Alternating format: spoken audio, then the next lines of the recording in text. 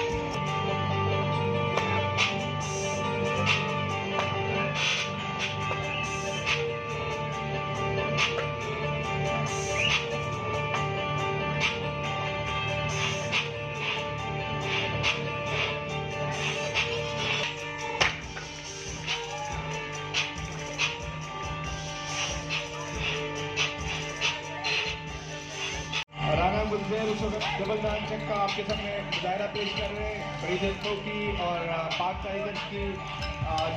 ये दोनों टीमों का हिस्सा है और ब्रिजनखो में चाकड़ा में इनके पास ब्रांच है ब्रिजनखो की जहाँ पर ये बच्चों को मार्शल आर्ट सिखाते हैं। दोनों जो प्लेयर्स आपके सामने बात कर रहे हैं दोनों सीनियर प्लेयर्स हैं ब्रिजनखो के और ब्रिजनखो हिंदी में इन लोगों का एक नाम है और इन लोगों ने अपना टाइम दिया हुआ है और इस चीज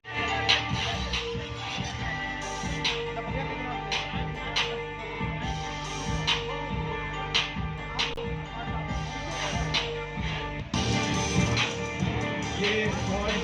जिसे ब्रिजनखो की इस्तेलाह है कटाना